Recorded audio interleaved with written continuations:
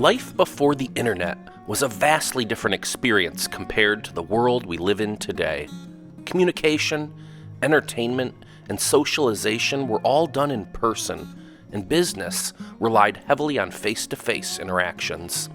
The internet has revolutionized the way we live, work, and communicate, but it's important to appreciate the value of those pre-internet experiences that helped shape the world we live in today. In this video, we're going to explore what life was like before the internet and how people managed to communicate, entertain themselves, and socialize in a time when personal interactions were the norm. Back then, people relied heavily on mail to keep in touch with friends and family. It could take weeks or even months for a letter to arrive, and the anticipation of receiving a letter was a thrill that many of us can hardly imagine today. The telephone was another primary mode of communication, but long-distance calls were expensive and often used only for emergencies or special occasions.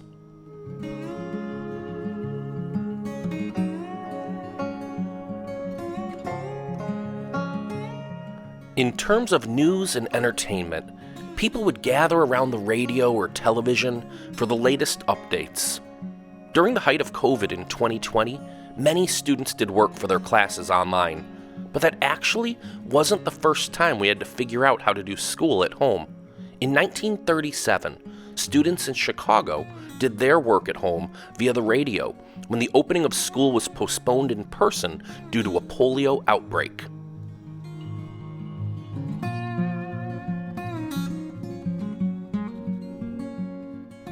Magazines and newspapers were a popular source of information, but they were limited to the content that the publisher decided to include.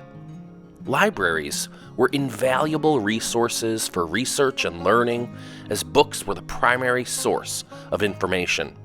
And it wasn't only information, we also read for entertainment.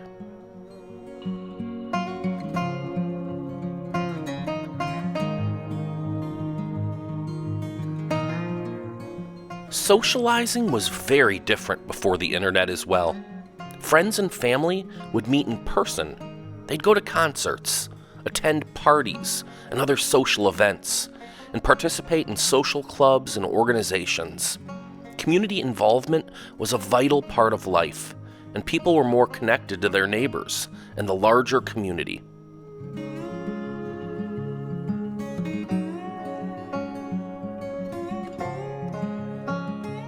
Let's not forget about what teenagers did before the internet became a vital part of their daily lives. Back then, teens spent their time participating in outdoor activities, playing sports, riding bikes, reading books, listening to music on record players, dancing by themselves and with their friends, and watching movies. Board games and card games were popular pastimes too, and people would gather around to play at home or at social gatherings.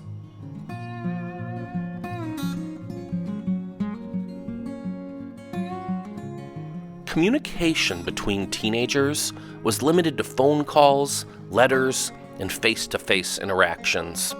Teenagers would talk to their friends at school or at after-school activities, and they'd often plan activities over the phone or in person.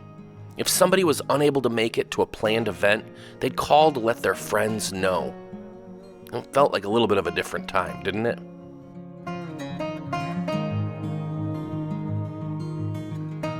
Teenagers also had to rely on traditional media, like magazines, books, and television, for entertainment and information.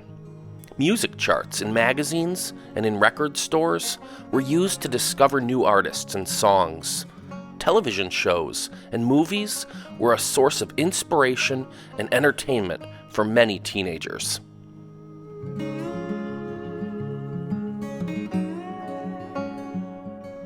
Dating before the internet was a vastly different experience compared to the world we live in today. Finding a potential partner was often done through friends, family, work, or through chance encounters at social events.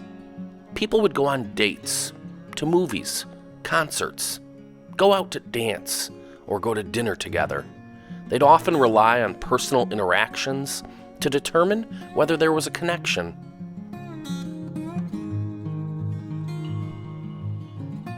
If someone was interested in another person, they would often ask him out in person or over the phone.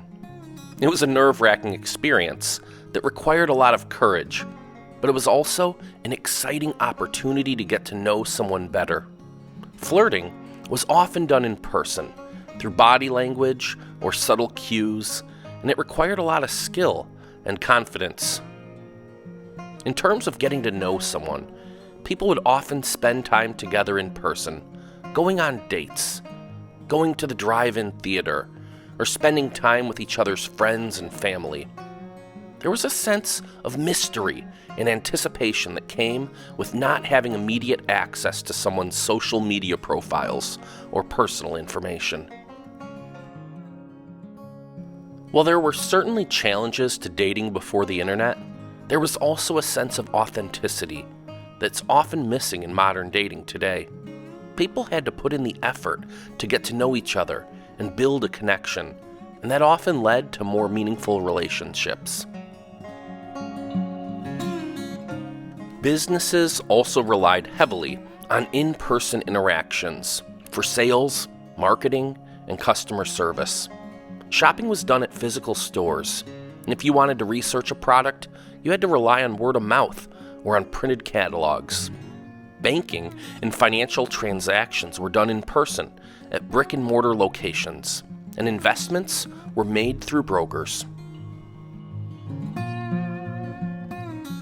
Looking back at life before the internet, we can see that it was a simpler, yet more complex time. While we didn't have the convenience of instant communication or Amazon Prime or the vast amounts of information at our fingertips, we had a deeper connection with each other and our surroundings. Personal interactions were the norm, and people had to rely on their social skills to make connections and build relationships. Moreover, entertainment was often shared with others, whether it was through watching movies together, playing board games, or attending the concerts that they enjoyed. There was a sense of community and togetherness that's often missing in our modern technology-driven world. As we continue to rely more and more on the internet for communication, entertainment, and information, it's important to remember the value of personal interactions and traditional forms of entertainment.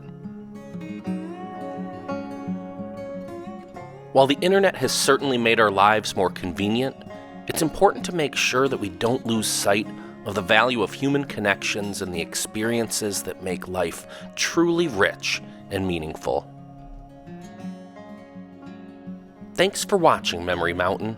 If you enjoyed this video, please click to subscribe to our channel and hit that thumbs up button. Be sure to tap the notification bell so you'll be one of the first to know when we post our next story looking back over the landscape of Americana.